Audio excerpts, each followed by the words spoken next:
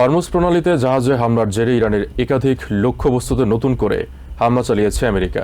এর জবাবে বাহরাইনে আমেরিকার সামরিক ঘাঁটি ও বাণিজ্যিক জাহাজ লক্ষ্য করে ড্রোন হামলার দাবি করেছে তেহরান।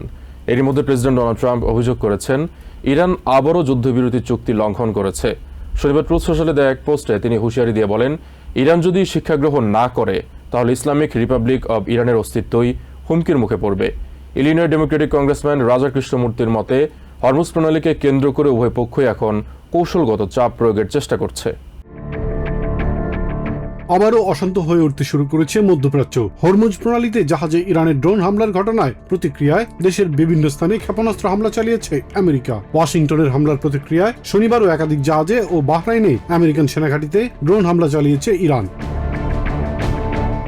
শনিবার সেন্টকম জানিয়েছে, আমেরিকান হামলার লক্ষ্যবস্তুর মধ্যে রয়েছে বিমান প্রতিরক্ষা ব্যবস্থা, ড্রোন সংরক্ষণাগার, ক্রুজ ক্ষেপণাস্ত্র এবং সারফেস টু এয়ার ক্ষেপণাস্ত্র ভান্ডার। সেন্টকমের কর্মকর্তারা জানিয়েছেন, শনিবারের হামলা শুক্রবারের হামলার তুলনায় আরও বড়।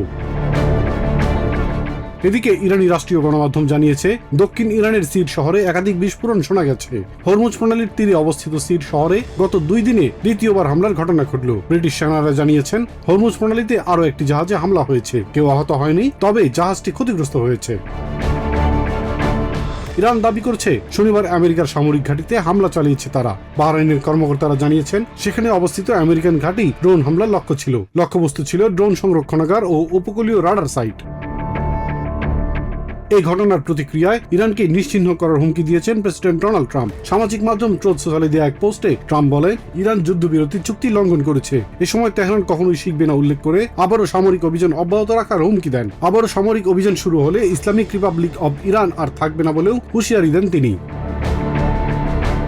এদিকে ইলিনয় ডেমোক্রেটিক কংগ্রেসম্যান রাজা কৃষ্ণমূর্তি বলেন, এই পাল্টাপাল্টি হামলার মাধ্যমে হরমুজ প্রণালীর নিয়ন্ত্রণ নিয়ে আমেরিকার উপর চাপ সৃষ্টি করতে চাইছে ইরান। হরমুজ প্রণালী এখনও ইরানের নিয়ন্ত্রণে আছে উল্লেখ করে এটি আমেরিকার উপর তাক করা একটি অর্থনৈতিক পারমাণবিক অস্ত্রের মতো বলে উল্লেখ করেন তিনি। রাজা কৃষ্ণমূর্তি বলেন, ইরানের যুদ্ধের কারণে দেশের মানুষ এর মূল্য চোকাচ্ছে। এই যুদ্ধবিরতিও একটি ভুয়া চুক্তি বলে দাবি করেন তিনি। কৃষ্ণমূর্তি বলেন, ইরান যুদ্ধের কারণে গ্যাসের দাম বাড়ছে, মানুষের ভোগান্তি বাড়ছে। Ilias Kamal, TVN 24 news desk. New York থেকে সম্প্রচারিত টিভিএন 24 টেলিভিশন বিশ্বজুড়ে বাঙালির কণ্ঠস্বর।